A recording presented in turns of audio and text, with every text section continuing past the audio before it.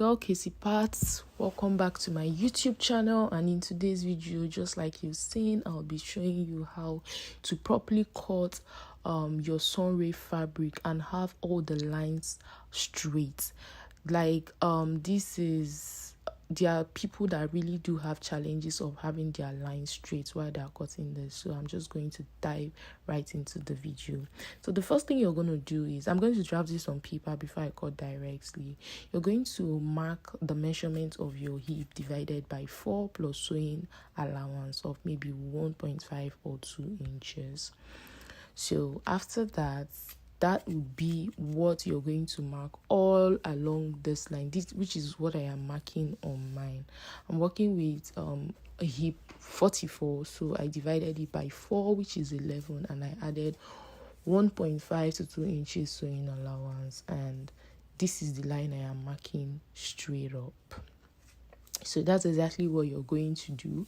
By the time you're done marking this line, this is like your baseline, and I'm going to be explaining this in 2 ways. There are some people that will want to use waistband, just like you saw in the video, in the picture or video I posted before the tutorial started. You would see that I worked with a waistband, so I'll be explaining further. If you're working with an elastic, you would just have to follow this procedure the exact way it is. So you're working with that your hip measurement, so that it will be able to, your waistband will fit into your hip area when you want to wear the skirt.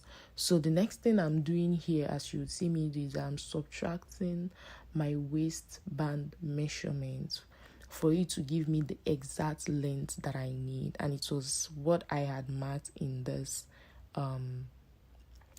draft.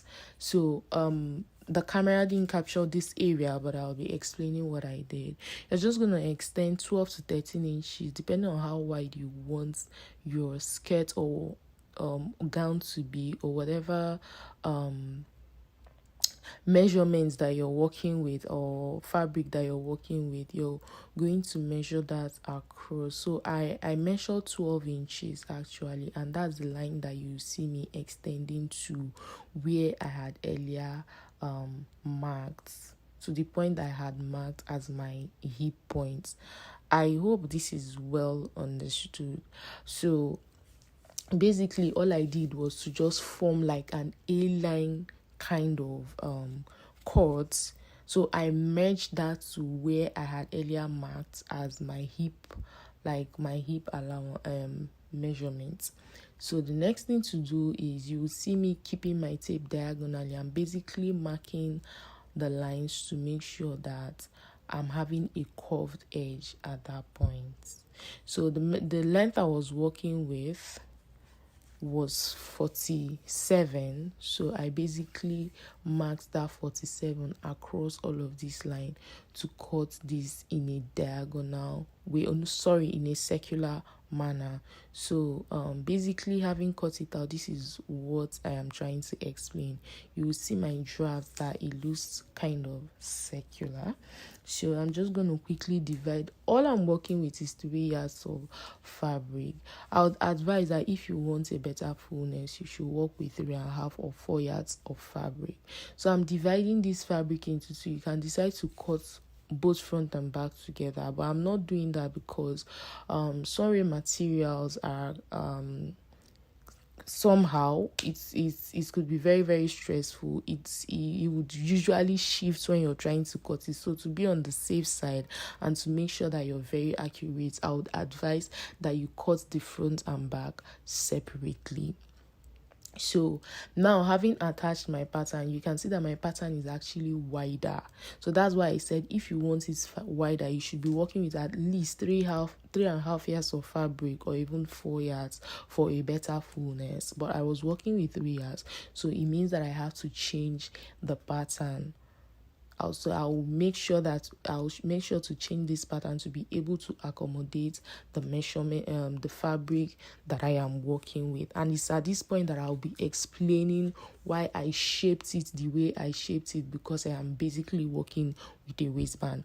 But if you're working with a waistband that is not elastic, but if you're working with elastic, just make sure to work with the pattern as I have taught you, it will definitely work for you, because you would need that wideness of your hip so that the dress would pass through very easily. But because the fastening I'm using is not elastic, rather a zip, so even if I decide to reduce my waist measurements, reduce work with my exact waist measurements with very few inches allowance, it's still going to fit my client regardless. So basically, I'm marking my client's waist measurements here. You would see me trying to remark her waist measurement, because the first method, like I told you, is works perfectly if you're using elastic. It also works if you're using waistband but want to have so many pleats on your waistband.